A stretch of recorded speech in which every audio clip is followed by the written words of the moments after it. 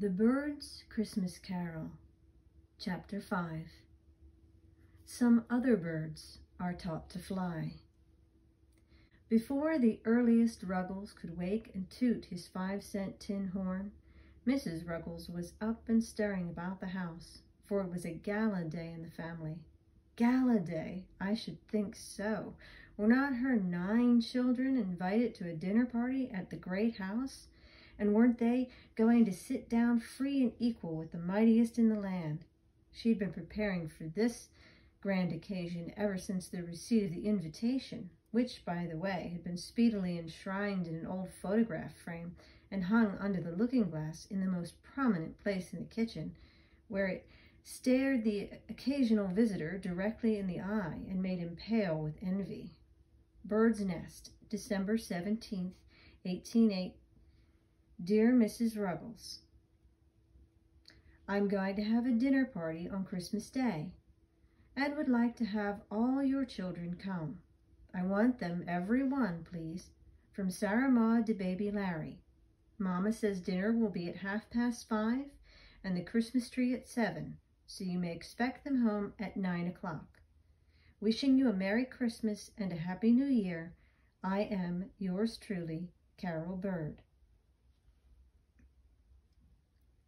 Breakfast was on the table promptly at 7 o'clock, and there was very little of it, too, for it was an excellent day for short rations, though Mrs. Ruggles heaved a sigh as she reflected that even the boys with their India-rubber stomachs would be just as hungry the day after the dinner party as if they'd never had any at all. As soon as the scanty meal was over, she announced the plan of the campaign. Now, Susan, you and Kitty wash up the dishes, and Peter, can't you spread up the beds, so't I can get to cutting out Larry's new suit? I ain't satisfied with his clothes, and I thought in the night of a way to make him a dress out of my old plaid shawl, kind of Scotch style, you know. You other boys, clear out from underfoot. Clem, you and Con hop into bed with Larry while I wash your underflannins. 'Twon't take long to dry 'em. Sarah Maud, I think 'twould be perfectly handsome if you ripped them brass buttons off your uncle's policeman's coat and sewed 'em in a row up the front of your green skirt. Susan, you must iron out yours and Kitty's aprons. And there, I came mighty near forgetting Peory's stockings. I counted the whole lot last night when I was washing of 'em, and there ain't but 19 anyhow. You fix 'em and no 9 pairs mates nohow. And I ain't going to have children wear odd stockings to a dinner company. Brought up as I was. Ellie, can't you run out and ask Miss Cullen to lend me a pair of stockings for Peory, and tell her if she will, Peory'll give Jim half her candy when she gets home, won't you, Peory? Peoria was young and greedy, and thought the remedy so much worse than the disease that she set up a deafening howl at the projected bargain, a howl so rebellious and so out of all season that her mother started in her direction with flashing eye and uplifted hand. But she let it fall suddenly, saying, "No, I won't lick ye Christmas Day, if you drive me crazy. But speak up smart now and say whether you'd rather give Tim Cullen half your candy or go bare-legged to the party." The matter being put so plainly, Peoria collected her faculties, dried her tears, and chose the lesser evil, Clem having hastened the decision by an affectionate wink that meant he'd go halves with her on his candy. "That's a lady," cried her mother. "Now, you young ones that ain't doing nothing, play all you want to before noontime, for after you get through eating at 12 o'clock, me and Sarah Maud's going to give you such a washing and combing and dressing as you never had before and never will again. And then I'm going to set you down and give you 2 solid hours training in manners, and 'twon't be no fooling neither. All we got to do is eat," grumbled Peter. "Well, that's enough," responded his mother. "There's more'n one way of eating, let me tell yer, and you've got a heap to learn about it. Peter Ruggles, Lord sakes, I wish you children could see the way I was fetched up to eat. Never took a meal of victuals in the kitchen before I married, Ruggles. but you can't keep up that style with 9 young'uns, and your pa always off to sea. The big Ruggleses worked so well, and the little Ruggleses kept from underfoot so successfully, that by 1 o'clock 9 complete toilets were laid out in solemn grandeur on the beds. I say complete, but I do not know whether they would be called so in the best society. The law of compensation had been well applied. He that had necktie had no cuffs, she that had sash had no handkerchief, and vice versa, but they all had boots and a certain amount of clothing, such as it was, the outside layer being in every case quite above criticism. "Now, Sarah Maud," said Mrs. Ruggles, her face shining with excitement, "everything is read up, and we can begin. I've got a boiler and a kettle and a pot of hot water. Peter, you go into the back bedroom, and I'll take Susan, Kitty, Peoria, and Cornelius. And Sarah Maud, you take Clem and Ellie and Larry. One to a time, and get as far as you can with 'em, and then I'll finish 'em off while you do yourself." Sarah Maud couldn't have scrubbed with any more decision and force if she had been doing floors, and the little Ruggleses bore it bravely, not from natural heroism, but for the joy that was set before them.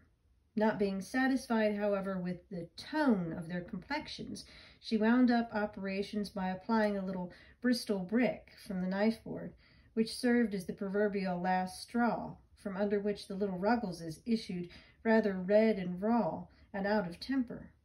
When the clock struck 3, they were all clothed, and most of them in their right minds, ready for those last touches that always take the most time. Kitty's red hair was curled in 34 ringlets, Sarah Maud's was braided in 1 pigtail, and Susan's and Ellie's in 2 braids apiece, while Peoria's resisted all advances in the shape of hair oils and stuck out straight on all sides, like that of the Circassian girl of the circus. So Clem said, and he was sent into the bedroom for it too, from whence he was dragged out forgivingly by Peoria herself 5 minutes later. Then, exciting moment, came linen collars for some, and neckties and bows for others, and Eureka, the Ruggleses were dressed, and Solomon in all his glory was not arrayed like one of these. A row of seats was formed directly through the middle of the kitchen. There were not quite chairs enough for 10, since the family had rarely all wanted to sit down at once, somebody always being out or in bed, but the wood box and the coal hod finished out the line nicely. The children took their places according to age, Sarah Maud at the head, and Larry on the coal hod, and Mrs. Ruggles seated herself in front, surveying them proudly as she wiped the sweat of honest toil from her brow. "Well," she exclaimed, "if I do say so as shouldn't, I never see a cleaner, more stylish mess of children in my life. I do wish Ruggles could look at you for a minute. Now, I've told ye what kind of family the McGrills was. I've got some reason to be proud. Your uncle is on the police force in New York City. You can take up the newspaper most any day and see his name printed right out, James McGrill. And I can't have my children fetched up common like some folks. When they go out, they've got to have clothes and learn to act decent. Now, I want to see how you're going to behave when you get there tonight. Let's start in at the beginning and act out the whole business. Pile into the bedroom, there every last one of you, and show me how you're going to go into the parlor. This'll be the parlor, and I'll be Miss Bird." The youngsters hustled into the next room in high glee, and Mrs. Ruggles drew herself up in her chair with an infinitely haughty and purse-proud expression that much better suited a descendant of the McGrills than modest Mrs. Bird. The bedroom was small, and there presently ensued such a clatter that you would have thought a herd of wild cattle had broken loose.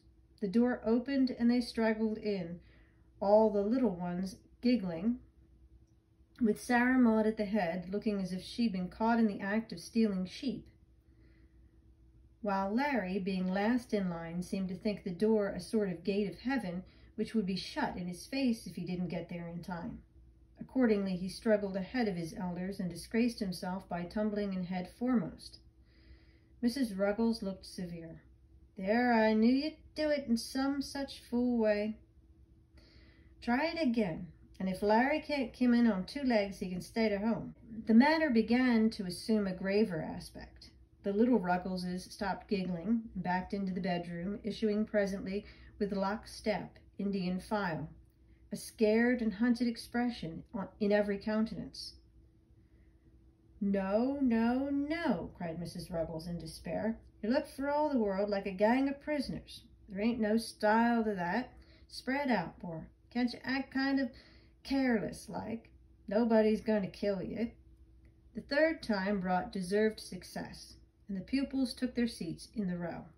Now, you know, said Mrs. Ruggles, there ain't enough decent hats to go around, and if there was, I don't know I'd let you wear 'em, for the boys would never think to take 'em off when they got inside. But anyhow, there ain't enough good ones. Now look me in the eye. You needn't wear no hats, none of you, and when you're getting in parlor and they ask you to lay off your hats, Sarah Maud must speak up and say it was such a pleasant evening and such a short walk that you left your hats to home to save trouble. Now, can you remember? All the little Ruggleses shouted, Yes, Mum, in chorus. What have you got to do with it? Demanded their mother. Did I tell you to say it? Wasn't I talking to Sarah Maud? The little Ruggles hung their diminished heads. Yes, ma'am, they piped more feebly. Now get up, all ye, and try it. Speak up, Sarah Maud. Sarah Maud's tongue clove to the roof of her mouth. Quick. Ma thought it was such a pleasant hat that we'd better leave our short walk to home, recited Sarah Maud in an agony of mental effort. This was too much for the boys. Oh, whatever shall I do with ye, moaned the unhappy mother. I suppose I've got to learn it to you. Which she did, word for word, until Sarah Maud thought she could stand on her head and say it backwards. Now, Cornelius, what are you going to say to make yourself good company? Dunno, said Cornelius, turning pale. Well, you ain't going to sit there like a bump on a log without saying a word to pay for your victuals, are you? Ask Miss Bird how she's feeling this evening, and if Mr. Bird's having a busy season or something like that. Now, we'll make believe we got to their dinner. That won't be so hard, 'cause y'all have something to do. It's awful bothersome to stand around and act stylish. If they have napkins, Sarah Maud, down to Peory, may put 'em in their laps, and the rest of ye can tuck 'em in your necks. Don't eat with your fingers. Don't grab no victuals off one another's plates. Don't reach out for nothing, but wait till you're asked, and if ye never get asked, don't get up and grab it. Don't spill nothing on the tablecloth, or like's not Miss Bird'll send you away from the table. Now we'll try a few things to see how they go. Mr. Clement, do you eat cranberry sauce? Bet your life, said Clem, who, not having taken in the idea exactly, had mistaken this for an ordinary family question. Clement Ruggles, do you mean to tell me that you'd say that to a dinner party? I'll give you one more chance. Mr. Clement, will you take some of the cranberry? Yes, Mom. Thank you kindly, if you happen to have any handy. Very good indeed. Mr. Peter, do you speak for white or dark meat? I ain't particular as to color. Anything that nobody else wants will suit me, answered Peter with his best air. First rate. Nobody could speak more genteel than that. Miss Kitty, will you have hard or soft sauce with your pudding? A little of both, if you please, and I'm much obliged, said Kitty with decided ease and grace, at which all the other Ruggleses pointed the finger of shame at her, and Peter grunted expressively that their meaning might not be mistaken. You just stop your grunting, Peter Ruggles. That was all right. I wish I could get it into your heads that it ain't so much what you say as the way you say it. Ellie, you and Larry's too little to train, so you just look at the rest and do as they do, and Lord have mercy on you and help you to act decent. Now, is there anything more you'd like to practice? If you tell me one more thing, I can't set up and eat, said Peter gloomily. I'm so crammed full of manners now, I'm ready to bust without no dinner at all. Me too, chimed in Cornelius. Well, I'm sorry for you both, rejoined Mrs. Ruggles sarcastically. if the amount of manners you've got on hand now troubles you, you're dreadfully easily hurt. Now, Sarah Maud, after dinner, about once in so often you must say, I guess we better be going, and if they say, oh no, set a while longer, you can stay. But if they don't say nothing, you've got to get up and go. Can you remember? About once in so often. Could any words in the language be fraught with more terrible and wearying uncertainty? Well, answered Sarah Maud mournfully, seems as if this whole dinner party sat right square on top of me. Maybe I could manage my own manners, but to manage 9 manners is worse than staying at home.